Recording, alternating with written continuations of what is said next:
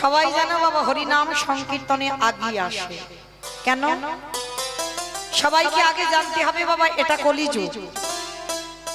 এই কলিযুগে যারা শাস্ত্র জ্ঞানী আছে, যারা গ্রন্থ পড়ে, তারা ভালো করে জানবেন কলিযুগে যাগযজ্ঞ নয়, ব্রত পূজা নয়, ধ্যান তপস্যা নয়। আমরা করি ঠিক কথা, মহাপ্রভু বললেন কেউ যদি পূজা অর্চনা না করে তাতে অসুবিধা হবে না, করলে ভালো, না করলে যে ভালো হবে না তা নয়। এটা কলিযুগ, এটা মনে রাখতে হবে। যদি পূজা অর্চনা না করো তাতে অসুবিধা নাই, যদি যজ্ঞ অনুষ্ঠান না করো তাতে অসুবিধা নাই, যদি বার ব্রত না করো তাতে অসুবিধা নাই। কিন্তু কলির মানুষকে একটাই পদ অবলম্বন করতে হবে, সেটা কি? আমার কথা নয়, ভগবান শিক্ষা দিলেন সমাজকে। হরির নাম হরির নাম হরির নামৈব কেবলম কলমানাস্তে নাস্তে নাস্তে গতিরগণোথা।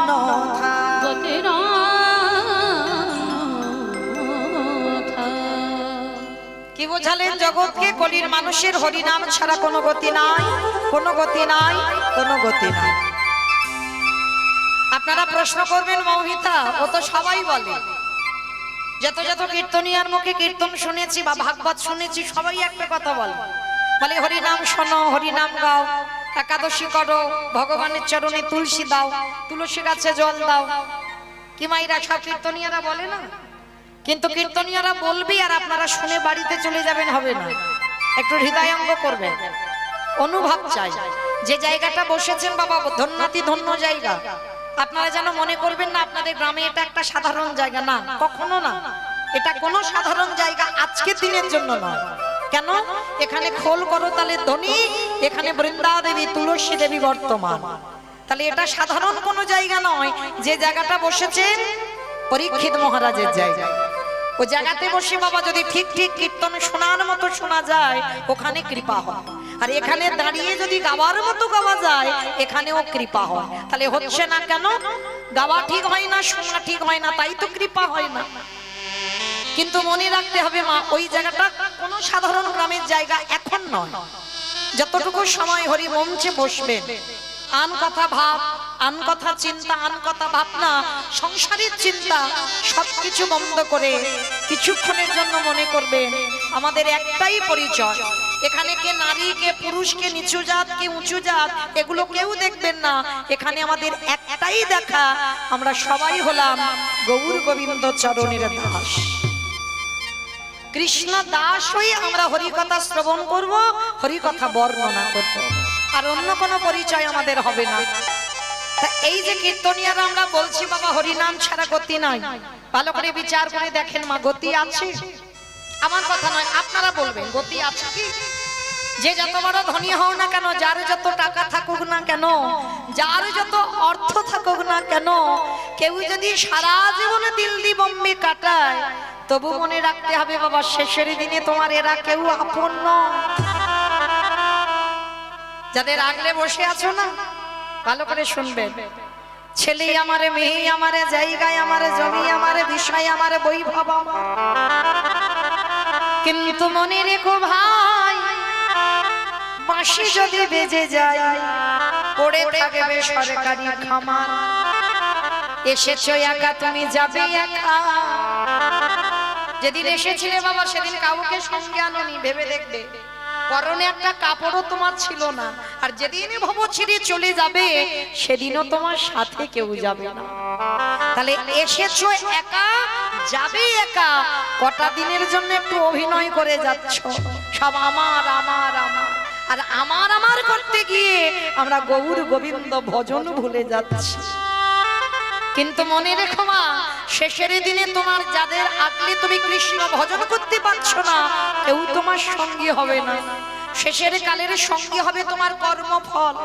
কতদিন তুমি সৎসঙ্গ করেছো, কতদিন তুমি ধর্মকে আঁকড়ে ধরেছো, কতদিন সাধু সঙ্গ করেছো, কতদিন তুমি ভগবানের জন্য ভেবেছো, এই ভালো ভালো কর্মগুলো তোমার সাথে যাবে।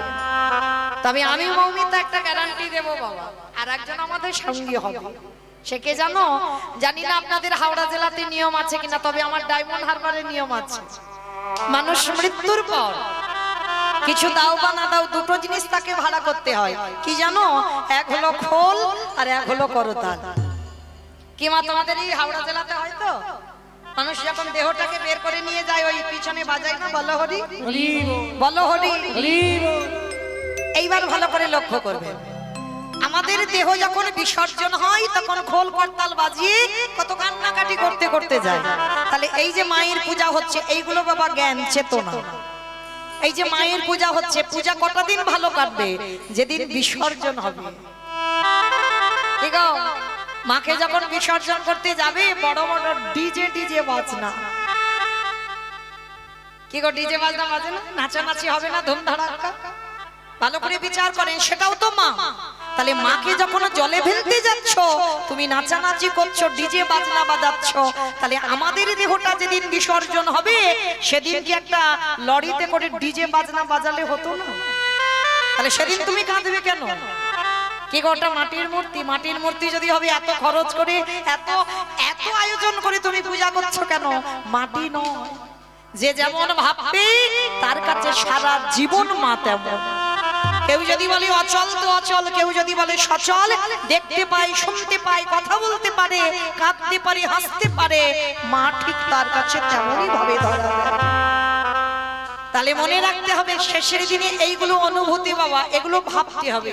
শেষের দিনে তোমার কেউ সঙ্গী নয়, তাহলে সঙ্গী কে? কর্মফল আর কে? এই হরি নামে যাবে। ভালো করে বিচার করবেন, যাত্রা নাটক ফাংশন থিয়েটার কিছু যাবে না, তাহলে যাবে কি? এই হরি নামে যাবে।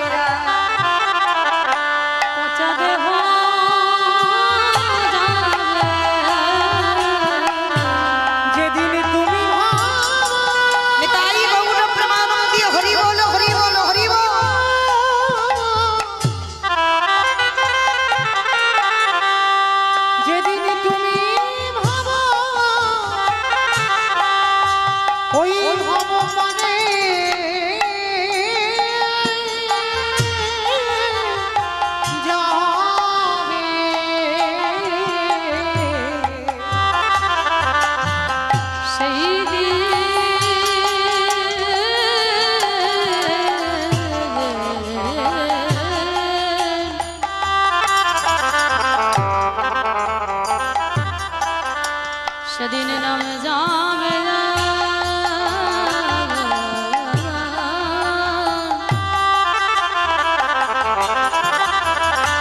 এই পচা দেহ যাবে, যেদিনই আমাদের ভবনা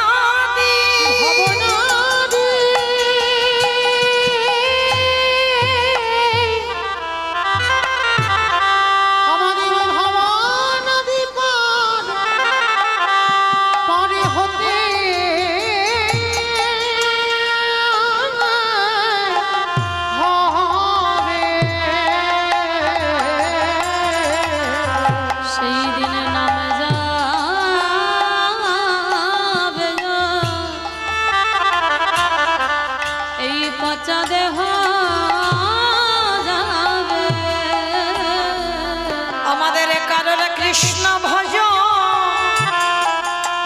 ভজন হলো না কৃষ্ণ বলে বলি এইভাবে সবাই আমরা মায়ার বাঁধনে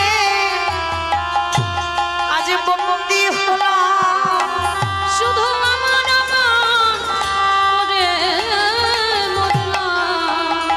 ও ভাই তোমরা যতই করো সব আমার সেই দিন আমার বন্দী দেহ হবে না, দয়াল তোমা বিনে আমার গতি নাই।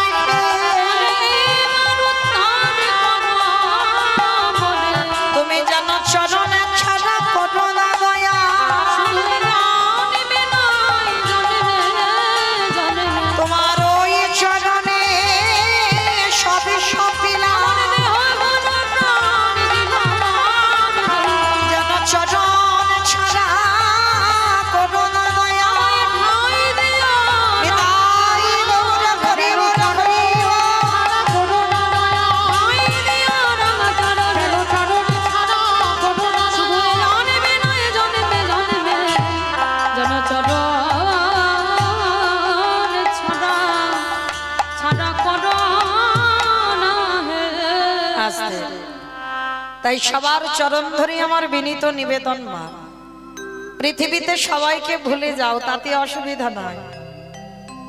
জীবনে যেন কোনোদিন ভুল করি আমার গৌর গোবিন্দ চরণ ভুলে যাব না। বলে এসেছিলাম দয়াল, যেদিন মাতৃ জঠরে ছিলাম, বড় কষ্ট, বড় জ্বালা, বড় যন্ত্রণা। বলেছিলাম দয়াময়, পৃথিবীতে গিয়ে আমরা কৃষ্ণ দাস হব। সবাই বলেছে মা, সবাই।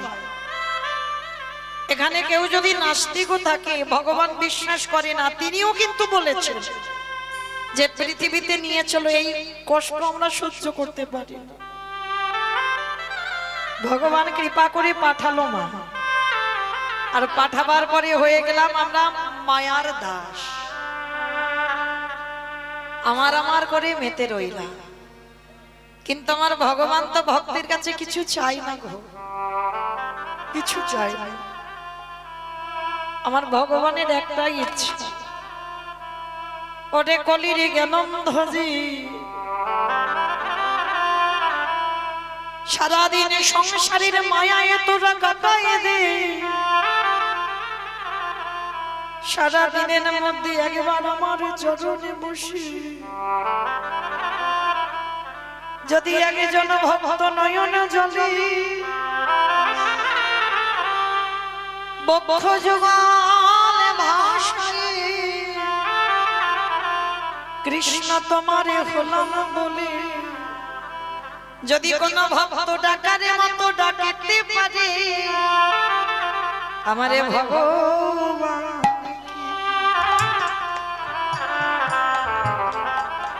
নাই সে রহিতে পারে। যে জনে ডাকরে মতো,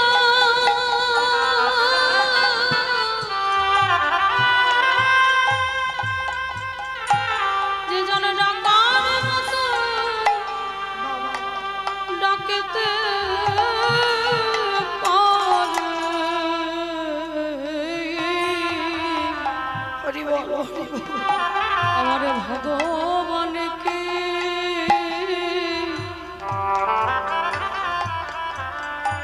না এসে থাকিতে পারে। অমাইরা ভজন যদি করতে হয় একটু সকাল সকাল ভজন করবে। ভজন বিকাল গড়িয়ে গেলে কিন্তু ভজন হবে না। ভালো করে বুঝবেন বাবা তথ্যগুলো। এই কীর্তন বিষয়টা বাবা একটু ভিতরে গিয়ে শুনতে হবে, উপর থেকে শুনলে হবে না। এই কীর্তন বিষয়টা কেমন জানো, ঠিক নারকেলের মতো। বাবা নারকেল দেখেছো তো? নারকেলের বাইরে একটা খসা আছে, খসাটাকে ছাড়ালে কি নারকেলের স্বাদ মিলবে? নারকেলের স্বাদ পাবে না। খসা ছাড়ালে দেখবে ভিতরে বাবা আরো বেশি শক্ত। সেই শক্তটাকে ভাঙতে হবে, তারপরে যদি সাদা মতো শ্বাসটাকে টেনে ছাড়াতে পারো, তারপরে যদি আস্বাদন করতে পারো, তাহলে বুঝবে নারকেলের স্বাদ কেমন। এই কীর্তন বিষয়টা ঠিক ওই রকম। উপর থেকে শুনলে হবে না বাবা, ভিতরে একটু গিয়ে দেখেন। এই যে বলছে সকাল সকাল ভজন করতে হবে, বিকাল গড়িয়ে গেলে ভজন হবে না। কি গো মাইরা, কুড়ি ফুলে গোবিন্দ সেবা হয়? ভালো করে বুঝবে, কুড়ি ফুলের সেবা হয়। যদি গাছ থেকে কুড়ি ফুল তুলে গোবিন্দ চরণে দাও, সে ছোটবেলা থেকে আমরা শুনে আসছি কুড়ি ফুল গোবিন্দ চরণে দেওয়া যায় না। আর কুড়ি ফুল সম বাল্যকাল, শিশুকাল। এই যে দেখো ছোট ছোট ছেলেরা, এরা বসেছে ঠিক কথা। কীর্তন শুনতে হয়, কীর্তনিয়া এসেছে, দেখতে হবে। সবসময় মোবাইলে দেখি, একটু সামনে সামনে দেখি, বসেছে ঠিক কথা। কিন্তু বাবা কীর্তন যে শুনবো, কীর্তন বিষয়টা কি, সেই অভিজ্ঞতা কি আছে? তাহলে ওটা কুড়ি ফুল গোবিন্দ সেবায় লাগছে না। সে তো আমরা ধ্রুবের মা হতে পারছি না, প্রহ্লাদের মা হতে পারছি না, যে আমাদের কুড়ি ফুল গোবিন্দ সেবায় লাগবে। আর বাসি ফুল তো লাগবেই না বাবা, ওটা আমরা সবাই জানি। যে ফুলটা গাছে ফুটে ঝরে পড়ে গেছে মাটিতে, বাসি ফুল সম। দেহের দিকে তাকিয়ে দেখে, বার্ধক্য দশা, দন্ত পড়ে যাবে, কেশ পেকে যাবে, চামড়া গুলো আলগা হয়ে যাবে। এই বয়সে গোবিন্দ সেবা হবে কি গো? সময় যখন গড়িয়ে যায়, বিকাল গড়িয়ে যায়, দেখবেন বয়স যখন হয়ে যায় বেশিক্ষণ হরিবাসরে বসতে পারবে না বাবা। আর যদি বা বসতে পারো নিচেতে বসতে পারবে না, একটু চেয়ারে বসতে হবে। আবার বেশিক্ষণ বসা যাবে না, শরীর অলস হয়ে যাবে, কোমরে ব্যথা। কি গো, স্নান করে ঠাকুর ঘরে গিয়ে আহ্নিক করতে বসবে, শরীর চলবে না। তাহলে ও ফুল গোবিন্দ সেবায় লাগে না। তাহলে সেবা দেবে কোন ফুল? আজকের যে ফুলটা গাছে ফুটেছে, আর আজকের ফোটা ফুল সম যৌবন কাল। যৌবন বলতে মা কোন কালকে বোঝালো? মানে তোমার শরীরের যখন ইন্দ্রিয়গুলো সতেজ থাকবে, মানে দুটো হাত কাজ করতে পারবে, দুটো চরণ চলতে পারবে, তুমি চোখে ভালো করে দেখতে পাবে, জিহ্বায় কৃষ্ণ বলতে পারবে, যেদিন তুমি কানে কৃষ্ণ নাম শুনতে পাবে, তোমার দেহের 10টা ইন্দ্রিয় সতেজ, সেই সময়টাকে বললো যৌবন কাল। আমার গোবিন্দ বারবার রাধা রানীকে বলতো, রাধে গো আমি যৌবন বড়, রাধে ভালো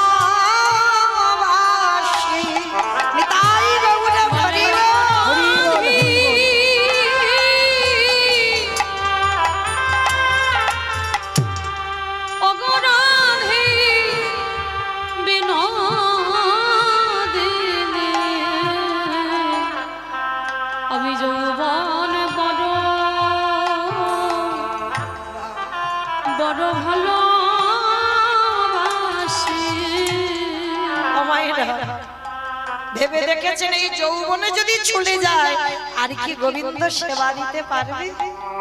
কখনো পারবে না। যারা এখানে কীর্তন শোনেন বাবা, মাথুরী লীলা যারা শুনেছেন, রাধারানীর দশমী দশা, মানে গোবিন্দকে ভালোবেসে রাধারানীর 10টা দশা হয়েছিল, আর শেষ দশাটার নাম হচ্ছে মৃত্যু দশা। কাউকে ভালোবেসে না পাওয়ার যে যন্ত্রণা, সেই যন্ত্রণায় রাধারানীর মৃত্যুর সঙ্গে মৃত্যু সজ্জায় পড়ল। কিন্তু মরে যাওয়ার আগে রাধারানী বলেছিল, স্বজনে রে আমার গোবিন্দ যে ব্রজ ছেড়ে মথুরায় চলে গেল,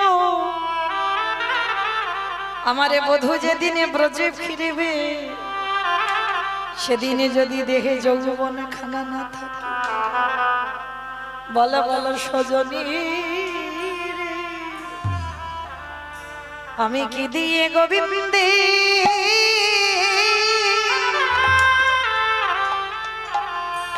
গোবিন্দের সেবা সেবা দিব? আমার যৌবনে জানি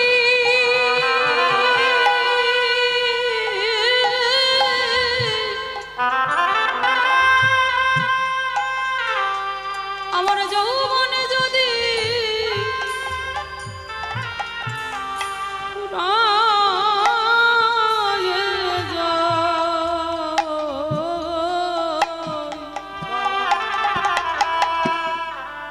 আমি কি দিয়ে গোবিন্দে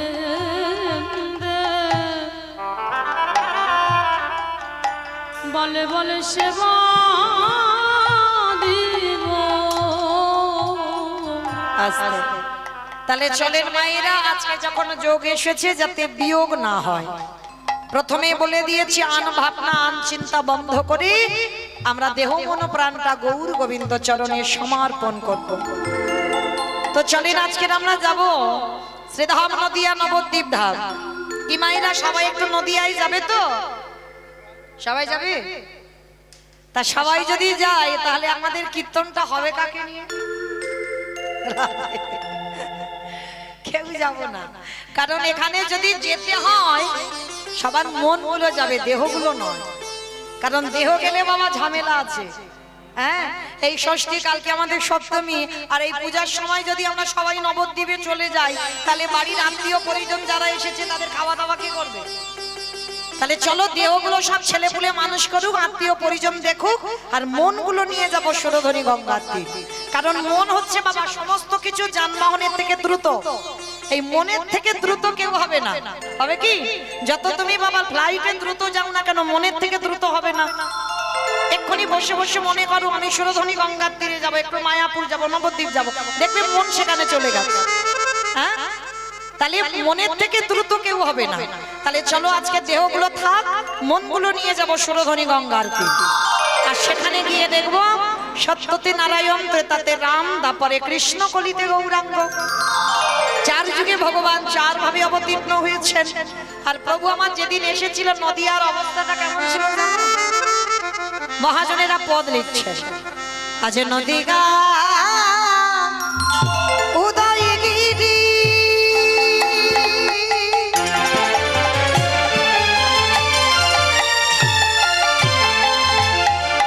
পূর্ণ চন্দ্র গৌরহরি ওই নদিয়া উদয়গিরি। রাধে।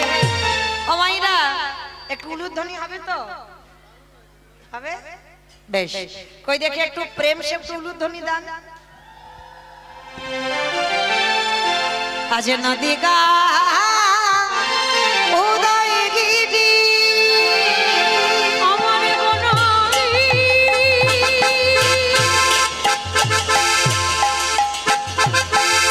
গোনা গোনা গোনা গোনারি।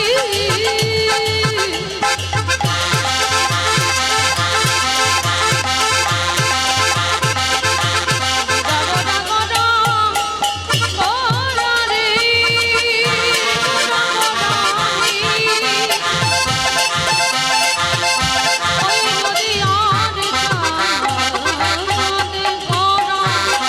নিতাই গৌরব মানবে হরি।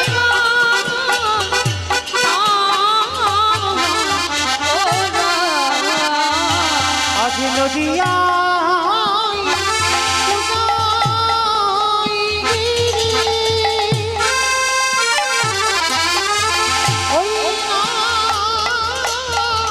পূর্ণচন্দ্র গগনে হরি কৃপা করি হইল উদার। কৃপা করে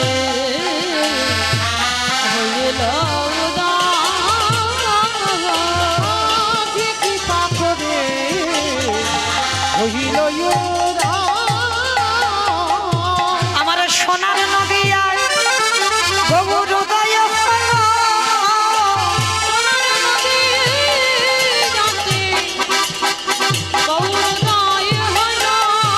ওই না রাধি দয়া কত বলে, ওই না রাধি দয়া কত বলে, মুখে কৃষ্ণ কৃষ্ণ কৃষ্ণ বলে। নিতাই গৌর হরি বল।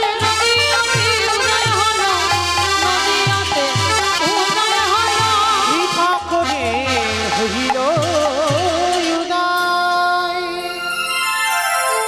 কলিযুগে চৈতন্য মহাপ্রভু অবতীর্ণ হয়েছেন, কিন্তু মায়েরা আপনাদের ডাকে নয়, আমার ডাকে নয়।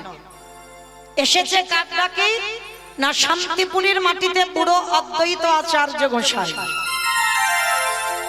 আচ্ছা বাবা, এই জায়গাটাই আমাদের প্রশ্ন। পৃথিবীতে হাজার হাজার ভক্ত, লাখ লাখ ভক্ত, কোটি কোটি ভক্ত আছে, ভক্তের অভাব নাই। তাহলে এত ভক্ত থাকতে বাবা শান্তিপুরে বুড়ো মালির ডাকে এলো কেন? তাহলে ওই শান্তিপুরের বুড়ো মালিটা কে? আগে তো আমাদের ওটা জানতে হবে। এই শান্তিপুরের বুড়ো মালিটা হলেন বাবা যার একটা নাম হচ্ছে মৃত্যুঞ্জয়। মা মৃত্যুঞ্জয় কোন ঠাকুরকে বলে? কালী ঠাকুরকে, কালী ঠাকুরকে বলা না দেখেছে, বলে কালী ঠাকুরকে মৃত্যুঞ্জয় বলে। মানে শিব ঠাকুরকে বলা হচ্ছে মৃত্যুঞ্জয়। কেন না উনি একমাত্র দেবতা যে মৃত্যুকে জয় করেছিলেন। ত্রিলোকের বড় বৈষ্ণব, কোন সাজা টাজা বৈষ্ণব নয় আমাদের মতো, ত্রিলোকের বড় বৈষ্ণব। সত্যতে শিব ছিল, ত্রেতাতে শিব ছিল, তারপরেও তো শিব ছিল। মানে মৃত্যুকে ওই একজনই জয় করেছিল।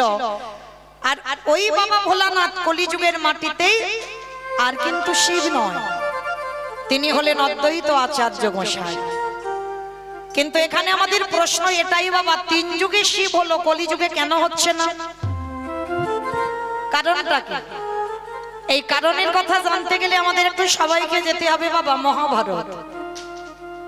এই মহাভারতে আপনারা যারা পাঠ করেছেন বা গ্রন্থ জানেন শোনেন, মহাভারতে যুধিষ্ঠির মহারাজ করেছিল রাজস্বয় যজ্ঞ। এই রাজস্বয় যজ্ঞে আমার ভগবান কৃষ্ণ দাঁড়িয়ে থেকে সবাইকে দায়িত্ব দিয়েছিল, সবাইকে। মানে একটা অনুষ্ঠান করলে তো বাবা অনেক দায়িত্ব দরকার, দিতে হবে। একজনের দ্বারা অনুষ্ঠান অসম্ভব। এই যে ধরো আমার কমিটি দাদা ভাইরা কীর্তনটা করাচ্ছেন বা মায়ের পূজা, একা একার দ্বারা কি হয়? যদি সবাই আগিয়ে না আসে, যে কোনো যজ্ঞ অনুষ্ঠান সবাইকে আগিয়ে আসতে হবে। আপনারা প্রশ্ন করতেই পারেন, মৌমিতা ব্যক্তিগত পূজা বা ব্যক্তিগত অনুষ্ঠান তো হয়? বলে হয়।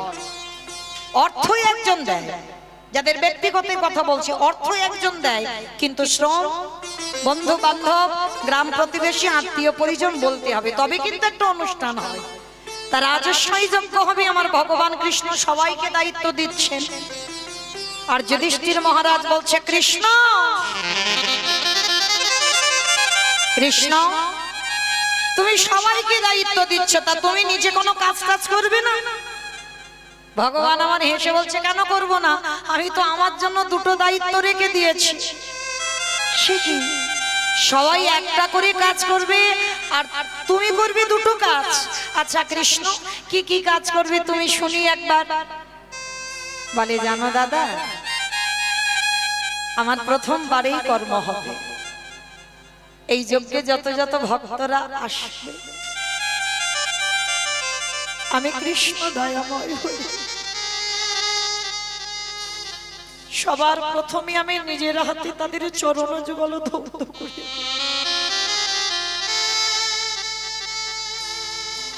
ভালো করে অনুভব করে দেখেন বাবা, যিনি বিশ্বের স্রষ্টা মালিক ভগবান, যার কোনো কিছু অভাব নাই, সেই ভগবান বলছে যত যত ভক্তরা যজ্ঞে আসবে, আমি নিজের হাতে সবার চরণ যুগল ধোবাবো। শুধু এ কাজ নয়, আরো একটা কাজ করব। এই যজ্ঞে যত যত ভক্তরা এসে প্রসাদ পাবে, আমি কৃষ্ণ দয়াময় ওই প্রসাদের পাতাগুলো নিজের হাতে তুলে নর্দমায় ফেলবো। অনেকে আছে না বাবা, একটু এঁঠো পরিষ্কার করতে ঘৃণা বোধ হয় মনের ভিতরে, কিন্তু না, ভগবান কি সমাজকে শিক্ষা দিচ্ছে দেখো, 2টো কাজ। প্রথমে পা ধোয়া, আর দ্বিতীয় কর্ম হচ্ছে ভক্তরা প্রসাদ পেলে এঁঠো পাতা পরিষ্কার। এটা আমার কোনো বানানো কথা নয়, এটা গ্রন্থ প্রমাণ। তাহলে ভালো করে বিচার করে দেখেন, ভগবান হয়ে যার ইচ্ছাতে জগতে চলে, যে মনে করলে একটা সেকেন্ডে পৃথিবীটাকে ধ্বংস করে দিতে পারে, সেই ভগবান আজকের পা ধোয়ার দায়িত্বটা নিয়েছে কেন? এমনি এমনি নয় মা, নিজে আচরি ধর্ম জীবেরই শিখাই, নিজে না করলে ধর্ম জীবকে শেখানো না যায়। আগে আচরণ করতে হবে। আর তুমি যদি আচরণ না করো, তুমি সমাজকে শেখাবে কি করে? তোমার আচরণ যদি ঠিক না হয়, তাহলে তোমাকে দেখে শিখবে সমাজ কি করে। তুমি নিজে যদি কৃষ্ণ বলে না কাঁদো, তুমি যদি হা গৌর প্রাণ গৌর বলে না কাঁদো, তুমি যদি পিতামাতাকে সম্মান না করো, তুমি যদি সাধুগুরু বৈষ্ণব দেখলে নত না হও, তাহলে তোমাকে দেখে সমাজ শিখবে কি? তাহলে যারা যারা শিক্ষার জায়গায় দাঁড়ায় বাবা, আগে তাদেরকে ঠিক হতে হবে, তারপরে তুমি সমাজকে শিক্ষা দেবে। তাই তো ভগবান রাজস্বয় যজ্ঞে বাবা আজকের পা ধোয়ার কাজ করছে। চরণ যুগল ধৌত করে আপনাদের আমাদের একটা শিক্ষা দিয়েছে। কি শিক্ষা জানো মা? আমরা এই কথাগুলো আর বিশ্বাস করি না, মানতে চাই না, কিন্তু চরণ ধরে বলে যাই, যদি অধম কীর্তনিয়ার কথা কারোর একটু মনে থাকে, যেন ভাববেন না আমি শিক্ষা দিতে এসেছি, আমি একটু মনে করাচ্ছি মাত্র। রাখা না রাখা সেটা আপনাদের ব্যক্তিগত, কিন্তু মনে রেখো মা, যদি কোনোদিন বাড়িতে সাধুগুরু বৈষ্ণব আসে, ব্রাহ্মণ বৈষ্ণব আসে, সবার আগে চেষ্টা করবে নিজের হাতে তাদের 2টো চরণ যুগল একটু ধৌত করে দিতে। বছরন্ত যদি গুরুদেব ঘরে আসে, সবার আগে দুটো চরণ ধৌত করে দেবে। এখানে অনেকে প্রশ্ন করতে পারেন, মৌমিতা আমার বাড়িতে ঠিক ঠিক সাধুগুরু বৈষ্ণব পেয়ে উঠি না, বা আমার গুরুদেব দেহ রেখেছেন আর তো গুরুদেব নেই, তাহলে চরণ ধোয়াবো কার? তারও উপায় ভগবান বলে দিয়েছে। যে যার ঘরের বাবা মা যদি থাকে বা শ্বশুর শাশুড়ি যদি থাকে, আমার কথা নয় মা, আমি শাস্ত্রের বাইরে একটা কথা বলছি না, একটা কথা বলবো না। যদি বাবা মা শ্বশুর শাশুড়ি জীবিত থাকে, কারণ যারা হারিয়ে ফেলেছ হাজার দিন মাথা ঠুকে কাঁদলেও আর পাবে না। যাদের আছে তাদের বলছি একটু যত্ন করে রেখে দিন। ওই দুটো চরণ মূল্যবান। 10 মাস 10 দিন গর্ভে ধরে তো রেখেছি, বড় মূল্যবান ওই দুটো চরণ। ছিলাম কোথায় গো? শুনে ঘুরে বেড়াচ্ছি। মা যদি গর্ভে ধারণটা না করতো 10টা মাস, আমরা যেতাম কোথায়? ভগবান সুদামাকে প্রথমেই বলেছিল পৃথিবীতে সবথেকে বড় গুরু যে যার ঘরের বাবা মা। ভাগবত বলছে ভগবান সুদামাকে বলেছে সবার আগে বড় গুরু বাবা মা, তারপরে গুরু হলো শিক্ষা গুরু, দীক্ষা গুরু, তারপরে গুরু হলাম আমি ভগবান। একবারও কৃষ্ণ নিজেকে বলেনি আমি সব থেকে বড় গুরু, আগে বাবা মার জায়গাটা দিয়েছে। যেতে হবে না নবদ্বীপ, বৃন্দাবন, হরিদ্বার, দক্ষিণ ভারত, পশ্চিম ভারত, কোথাও যেতে হবে না। 1000বার কুম্ভ মেলায় স্নান করতে হবে না, যদি তুমি ঘরে জীবিত ভগবান পূজা করো। আর জীবিত ভগবান হলো যে যার ঘরের বাবা মা। যদি ওই দুটো চরণ ঠিক ঠিক ভজন করতে পারো, ভগবান বলছে ভক্তকে আমার কাছে আসতে লাগবে না। আমি ভগবান তীর্থ থেকে ছুটে যাব সেই ভক্তির গতি। ও যে ভক্তে পিতাই গৌর প্রেমানন্দ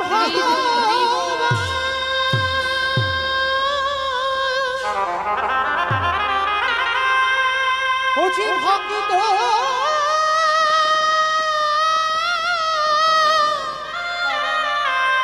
ভক্ত ছাড়া কিছু জানে না, তাই তো যুগে যুগে ও যে ভক্তের কাছে ছুটে আসে। তাই সবার চরণ ধরে নিবেদন, যাদের আছে একটু যত্ন করে রেখে খেলায় হারিয়ে দিও।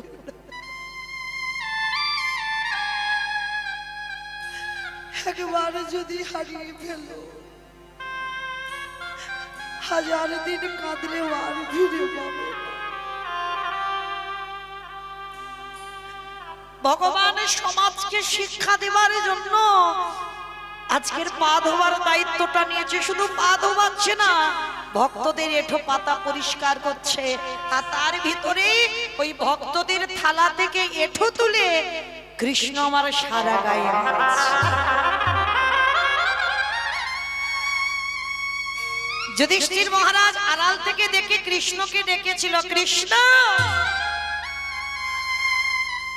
ভক্তদের পা ধোয়াচ্ছে, সেগুলো মেনে নেওয়া যায়, ভক্তদের এটো পাতাগুলো নর্দমায় ফেলছিস মেনে নেওয়া যায়, কিন্তু কৃষ্ণ ভক্তদের এটোগুলো গায়ে মাখছিস কেন?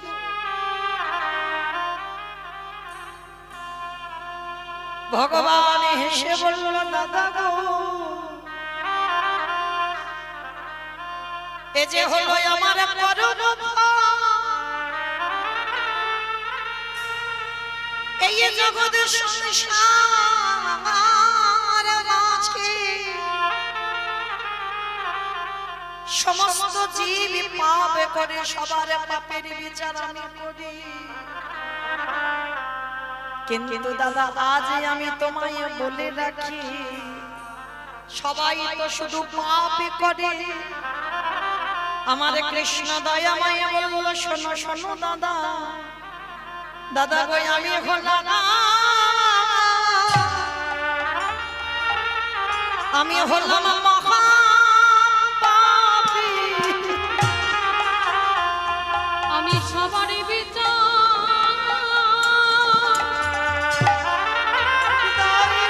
হরি বল হরি বল হরি বল। নানা করি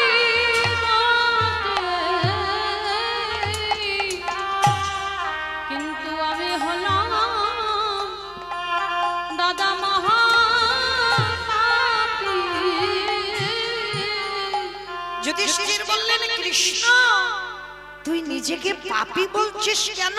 কি এমন অন্যায় করেছিস? ভগবান হেসে বলল, দাদা গো, পাপী আমি দাপরে কৃষ্ণ হয়ে করি নাই, করেছিলাম ত্রেতা যুগে রঘুপতি রামচন্দ্রের অবতারে। রাম অবতারে পাপ করেছিস। কি পাপ? বলে শোনো শোনো দাদা, আমি নিজের হাতে হত্যা করলাম। আমি মরলাম মহাপাপী। আমি নিজের হাতে হত্যা করলাম। যুধিষ্ঠির মহারাজ বলছে, কৃষ্ণ তুই কৃষ্ণ হয়ে অপরাধ করিসনি, তাহলে কোন অবতারে? বলে দাদা রামচন্দ্রের অবতারে অপরাধ করেছিলাম। কি অপরাধ? বলে নিজের হাতে রাবণকে বধ করেছিলাম। হরি বল। কে করেছিল? রঘুপতি রামচন্দ্র। এই যে পূজাটা হচ্ছে মা, এটা অকাল বোধন। এই যে দুর্গা পূজা, এটা হচ্ছে অকাল বোধন। কে করেছিল? রঘুপতি রামচন্দ্র। এই পূজাটা রঘুপতি রাম করেছিল। কেন করেছিল? সীতামাকে উদ্ধার করবার জন্য। রাবণ রাজা যখন সীতামাকে নিয়ে চলে গেল বাবা, তখনই তো করেছিল রামচন্দ্র। বিভীষণ বলেছিল, প্রস্তাবটা বিভীষণ দিয়েছিল, রাবণের ভাই, প্রভু সীতামাকে উদ্ধার করার একটা উপায়, তোমাকে শক্তি আরাধনা করতে হবে। আর মায়ের পূজা যারা করে এটাকে শক্তি আরাধনা বলে। শক্তি আরাধনা না করলে শক্তিমান হওয়া যায় না।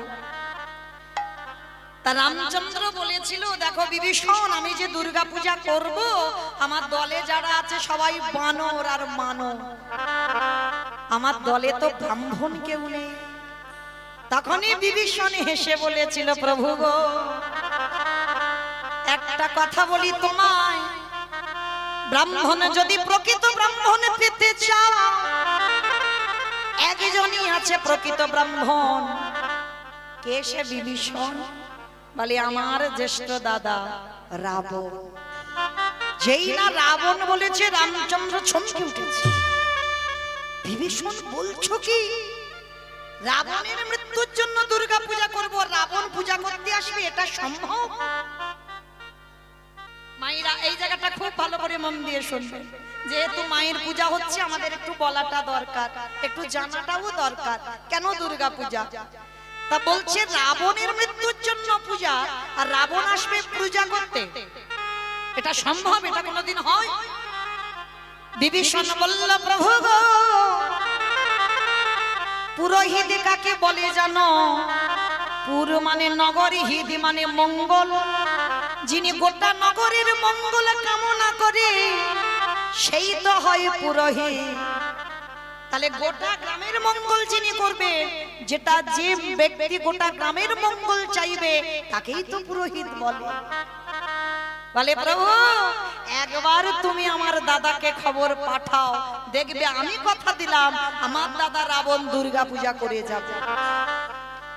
তাহলে নিমন্ত্রণে যাবে কে? রামচন্দ্র বলছে, লক্ষণ যাও, তুমি গিয়ে রাবণকে নিমন্ত্রণ করে এসো, যেন আমার দুর্গা পূজাটা করে দিয়ে যায়। হরি বল। আর তখন রাবণ আর মন্দোদরী, তাদের দশাটা কেমন জানো? মন্দোদরী রাবণ রাজার বড় স্ত্রী, পাট রানী। রাবণের তো অনেক স্ত্রী, 10,000। হরি বল। 10,000 স্ত্রী ছিল, তার মধ্যে প্রথমা আমার মন্দোদরী মা, পঞ্চসতীর মধ্যে একটা সতী। সেই মন্দোদরী মা 1,00,000 ছেলে আর 1,00,000 নাতি হারিয়ে কাঁদছে। কি গো মাইরা, একটা ছেলে হারালে বলি আর ভগবানের ডাকবো না, হ্যাঁ? আর রাবণের 1,00,000 ছেলে আর 1,00,000 নাতি, বংশে আর কেউ নেই বাতি দেওয়ার মতো। মন্দোদরী কাঁদছে। আর ঠিক সেই সময় লক্ষণ আসছে, কিন্তু মনে মনে লক্ষণের ভয় একটা আছে। কি ভয় জানো? রাবণকে নিমন্ত্রণ করতে গিয়ে আর আমাকে একা পেয়ে যদি মারামারি শুরু করে দেয়। ওই জন্য কি করেছে বাবা, চুরি করে একটা কোমরে লুকিয়ে, মানে তীর ধনুক নিয়ে যায়নি তো, নিমন্ত্রণ করতে কেউ তীর ধনুক নিয়ে যায় যায়নি তো, কোমরের ভিতরে করে চুরি করে একটা ছুরি নিয়ে গেছে, মানে যদি লড়াই করে ওই ছুরিটা নিয়ে একটু লড়তে পারবে। তা রামচন্দ্র তো অন্তর্যামী ভগবান, বুঝতে পেরে গেছে। লক্ষণ, পুরোহিত নিমন্ত্রণ করতে যাচ্ছ, তুমি আবার কোমরের মধ্যে ছুরি নিয়ে যাচ্ছ, ফেলে দাও, নিয়ে যেও না। আমি বলছি তুমি নিমন্ত্রণ করে এসো, তোমার সঙ্গে যুদ্ধ দ্বন্দ্ব কিছু হবে না। কিন্তু তথাপিও লক্ষণ মনে মনে ভয়, দাদার কথা শুনলো না, চুরি করে নিয়ে গিয়েছিল ছুরিটা, কেউ জানে না, লুকানো ছিল। এইবার দরজায় গিয়ে লক্ষণ ডাকছে, মা মা। যেই না মা মা আওয়াজ শুনতে পেয়েছে, মন্দোদরী পাগলিনী এলু থেলু বেশে ওই দরজার ধারে দাঁড়িয়ে দেখে না লক্ষণ দাঁড়াইয়ে আছে। কিরে, দেখতে এলি বুঝি? 1,00,000 ছেলে আর 1,00,000 নাতি হারিয়ে কেমন আনন্দে বসে আছে। এলি যখন, আয় আমার ঘরে আয়। সিংহাসনে ডেকে লক্ষণকে বসিয়েছে। সব থেকে বড় শত্রু ঘরে এসে বসলো, দেওয়ালেরও কান আছে বাবা। হঠাৎ এক পরিচারিকা গিয়ে খবর দিয়েছে মহারাজ, রাবণ রাজাকে, মহারাজ মহারাজ এক্ষুনি দেখিলাম তোমার সব থেকে বড় যে শত্রু, সেই রামচন্দ্রের ভাই লক্ষণ তোমার বাড়িতে ঢুকলো। যখনই রাবণ শুনেছে না, রাবণের তো বিশাল বড় চেহারা, অনেক লম্বা চওড়া মানুষ, আর সেই চেহারা নিয়ে ঊর্ধ্বশ্বাসে ছুটতে ছুটতে আসছে। আর দরজা এসে লক্ষণকে দেখা মাত্র চমকে উঠেছে। চমকে উঠলো কেন জানো? দেখছে মন্দোদরী পাত্রে করে জল এনে লক্ষণের চরণ দুটো সিংহাসনে বসিয়ে ধৌত করছে। সেই রূপটা দেখে রাবণ মন্দোদরীকে ডেকে বলছে, ওগো মন্দোদরী, এ তোমার কেমন ব্যবহারে আমি দেখিলাম। হ্যাঁ গো, একটাও তো বংশে বাতি দেওয়ার মতো কাউকে রাখেনি রাম, তোমাকে মা বলে ডাকবার মতো আর কেউ নেই। সেই লক্ষণ যদি এলো, পারলে না তোমার কোলে করে নিয়ে একটু বসাতে।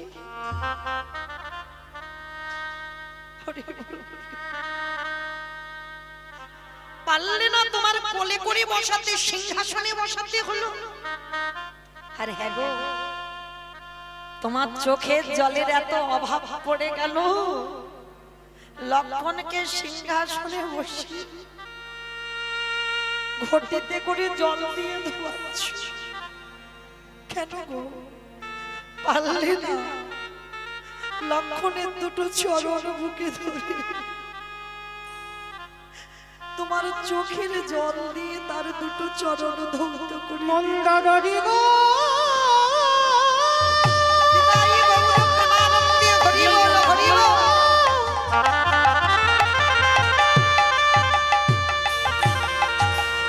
ওগো তুমি তো জানো না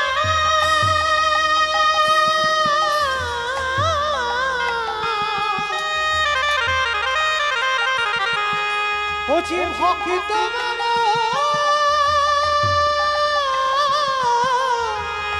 ভালোবাসে, তুমি তোমার নয়নের জানে ভগবানের চরণ কেন ধৌত করিলে না? রাবণ এসে দেখছে লক্ষণ বসে আছে, সেই রাবণ এসে দুটো হাত বাড়িয়ে বলছে, লক্ষণ আয়, একটু আমার বুকে আয় তো দেখি। লক্ষণকে ডাকছে রাবণ, একটু আমার বুকে আয় তো দেখি।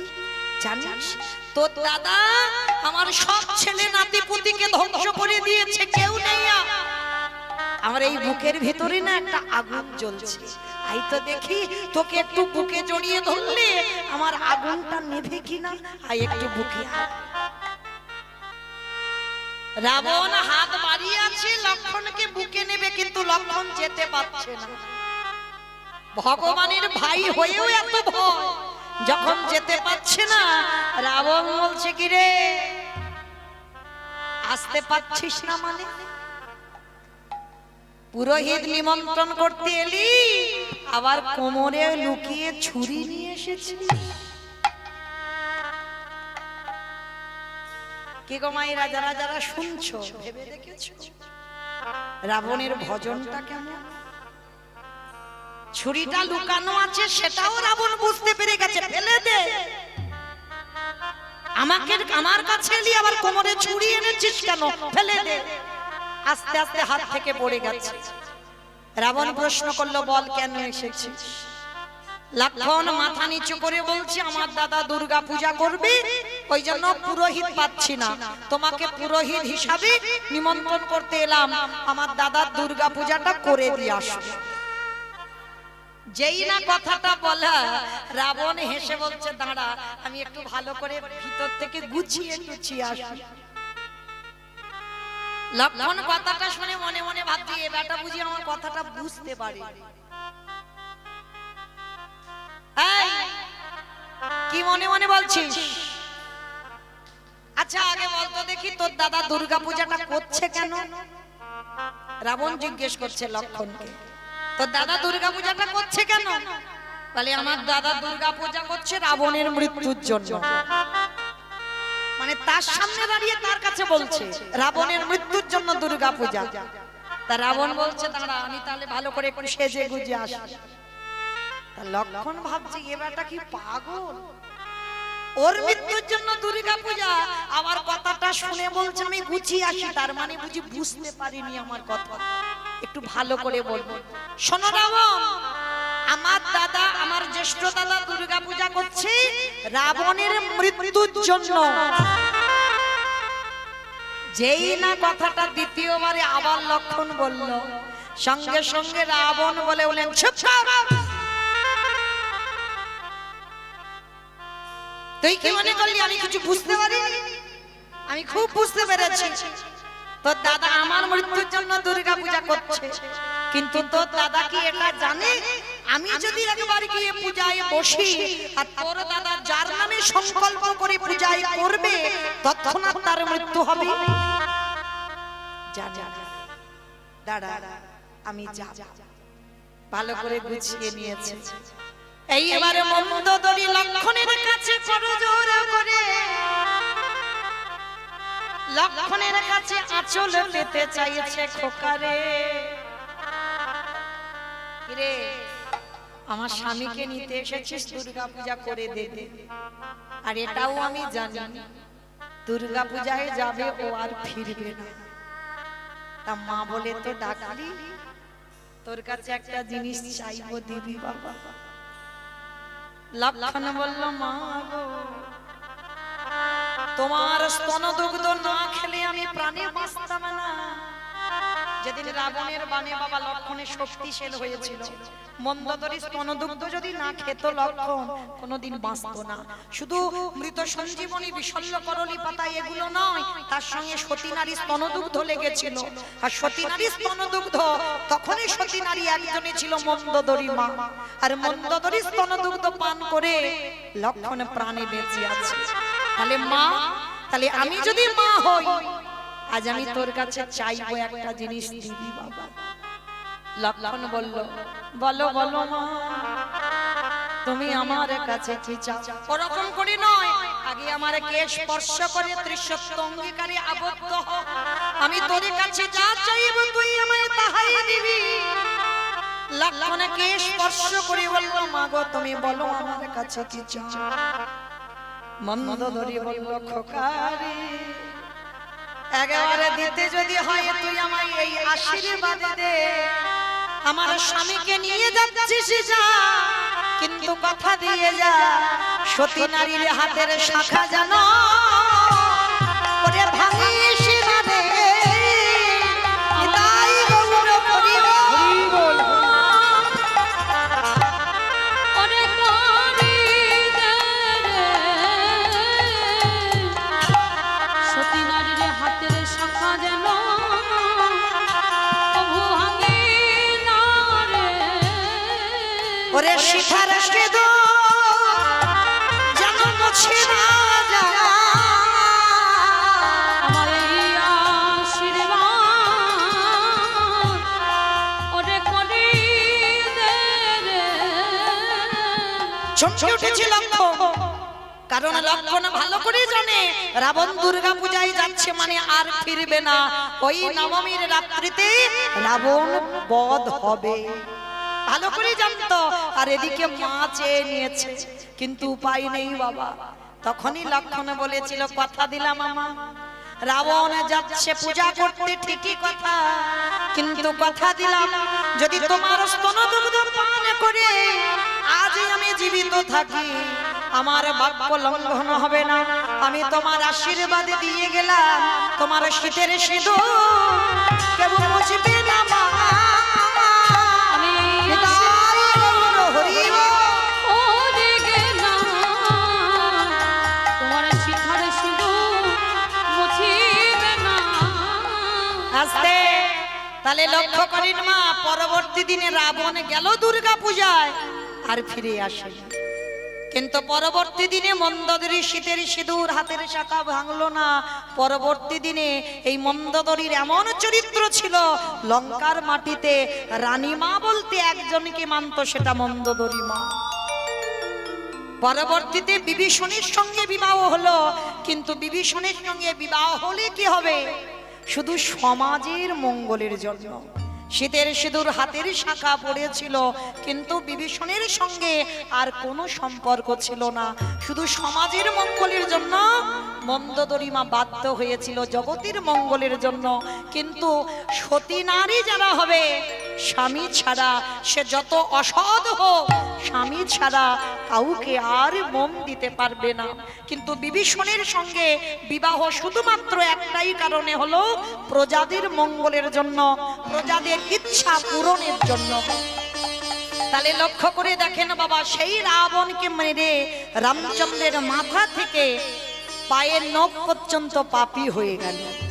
আর সেই পাপ ধুচ্ছে কবি কৃষ্ণাবতারে যুধিষ্ঠির রাজস্বয় যোগে। যারা যারা শুনছেন বুঝতে পেরেছেন না?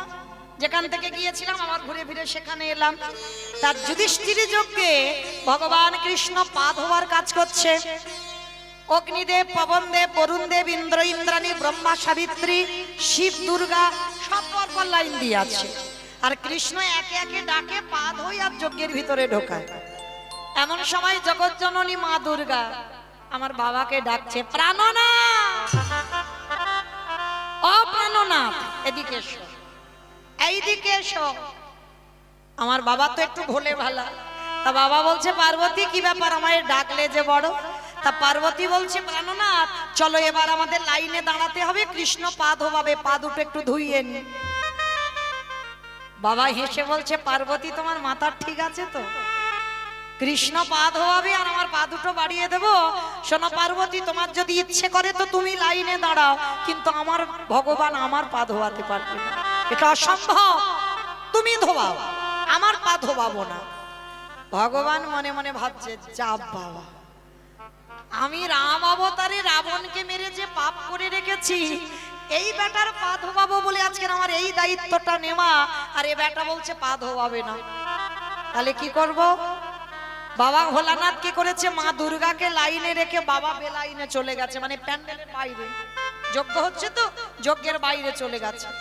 আর মা দুর্গা কি করেছে, সবার মধ্যে লাইনে দাঁড়িয়ে আছে, আর বাবা আড়ালে গিয়ে মনে মনে ভাবছে কৃষ্ণের চোখে ধুলো দিয়ে যজ্ঞের ভিতরে ঢুকবে। ও মায়েরা, ভগবানের চোখে ধুলো দেওয়া যায়? এই যে আমি কীর্তন গাইছি না, মনে মনে করছেন উপরে দাঁড়িয়ে আছি, মোটামুটি দেখতে শুনতে সবাইকে পাচ্ছি, কিন্তু আমার চোখে ধুলো দেওয়া যায়। কিন্তু যে ছেলেটা বাঁশিটা বাজাচ্ছে না, দেখতে ওইটুকু ছেলে ওইটুকু নয়, ও ঠিক ফোল্ডিং ছাতার মতো। ফোল্ডিং ছাতা দেখছো, গুছিয়ে নিলে ছোট হয়ে যায়, আর যখন খুলে দেবে বড় হয়ে যায় না। ও দেখতে ওইটুকু ছেলে, কিন্তু ওইটুকু নয়। ও চোখ চারদিকে ঘুরে ঘুরে বেড়াচ্ছে প্যান্ডেলে, কে কি করে দেখি, কে কীর্তন শুনছে, কে শুনছে না, কে গল্প করছে, কে মোবাইলে ব্যস্ত, আবার কে বসে বসে।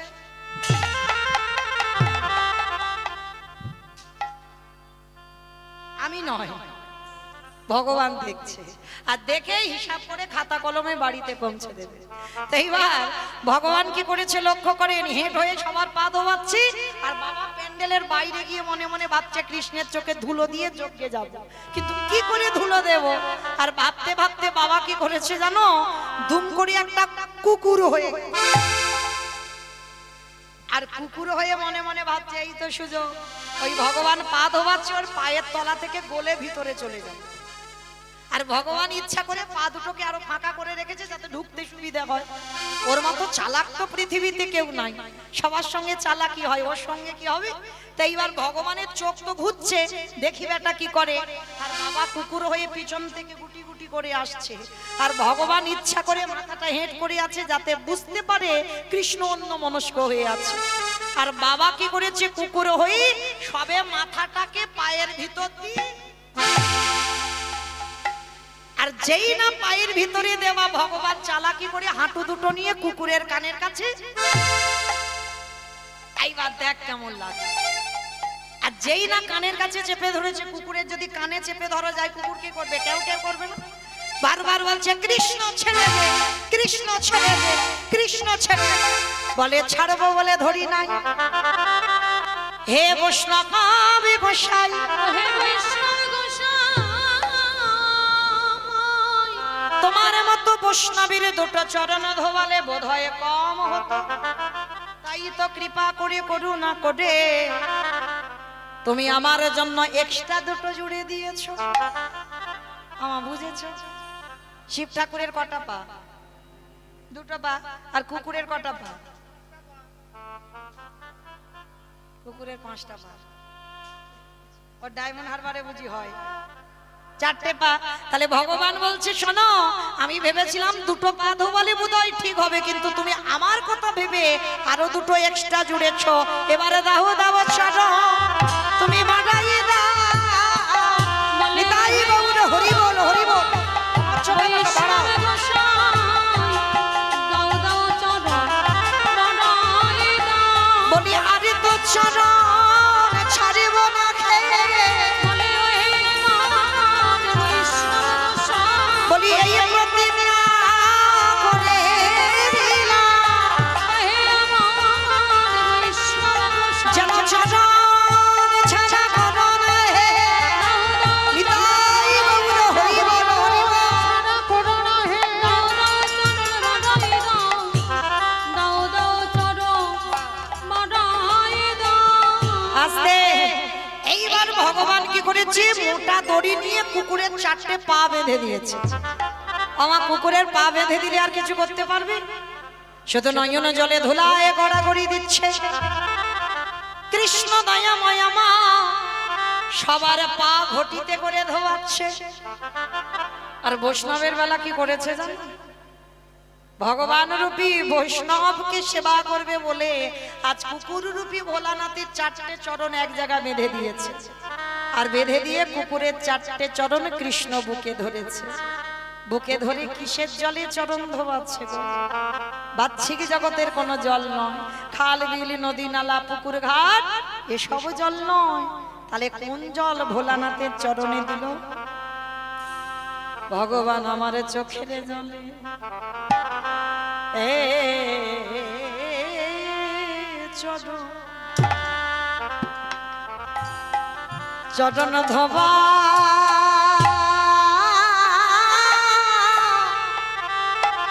ধবা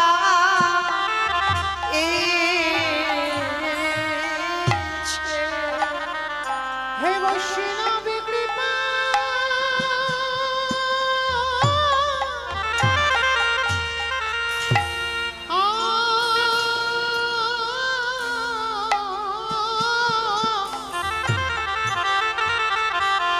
হে বৈষ্ণবী কৃপা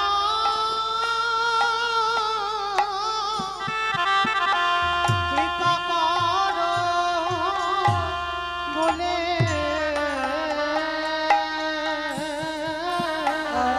আজ চোখের জলে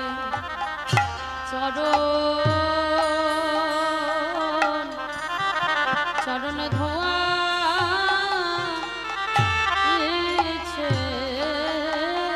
আস্তে এইবার ভোলানাথ বারবার বলছে কৃষ্ণ আমি অপরাধ করেছি তোর চোখের জল আমার চরণে আমি কথা দিলাম আগত কলিযুগে আমি আর শিব হব না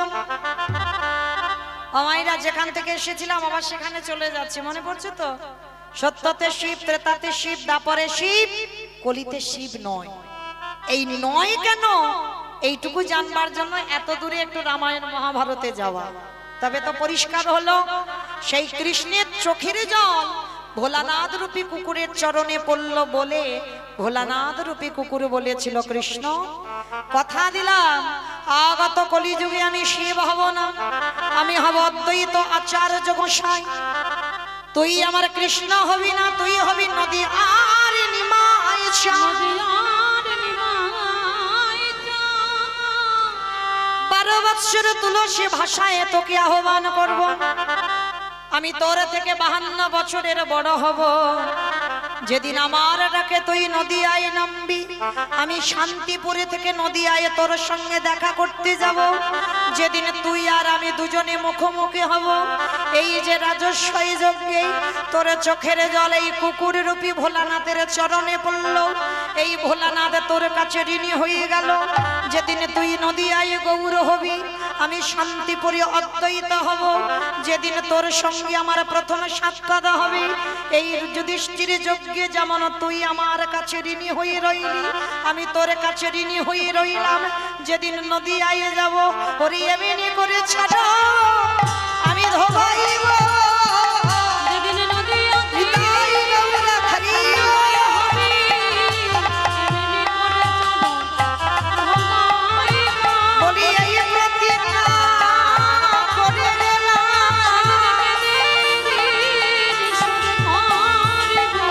বলি কেঁদে জগৎ ভাষাইব সেদিন চরণ ছাড়া তোর মনে হে নিতাই গৌর হরিব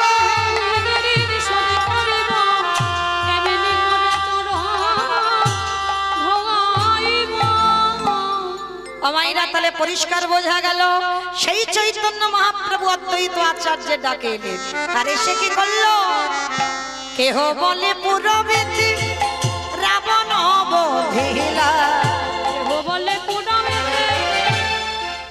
আমার উলু কই আমার মাঝে মাঝে কমে কমে যাচ্ছে কেন একটু জোরে দাও একভাবে কেহ বলে পুরবেতি রাবণ বধিলা বলে পুরাণে আমার রানী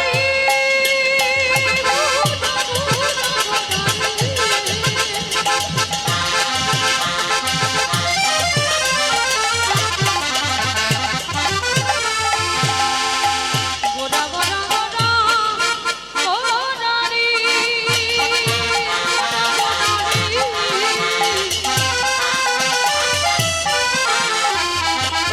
নিতাই গৌর প্রেমানন্দ হরিব ওই নদিয়ার দাওয়াতে করা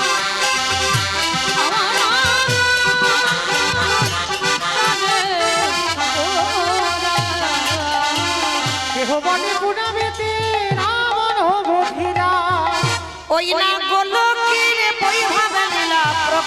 করিলা ওই গোলকের বৈভব লীলা প্রকাশ করিলা ওই না গোলকের বৈভব লীলা প্রকাশ করিলা গোলকের বৈভব লীলা প্রকাশ করিলা শ্রী রাধার ভাবে গোরায় অবতাঙ্গা রাধার ভাবে ওরা গাবতা শ্রী রাধার ভাবে গোরায় অবতার। হরে কৃষ্ণ নামে গৌ করিলা প্রচার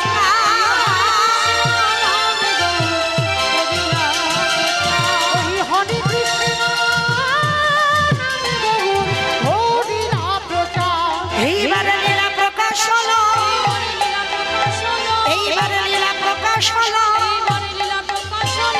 গোলকের বৈভব লীলা প্রকাশ করিলা ওই গোলকের বৈভব লীলা প্রকাশ করিলা। বাসুদেব ঘোষ কহে করি জোড়হা ওগো জেগে গো সেই কৃষ্ণ সেই তো জগন্নাথ আহা বাসুদেব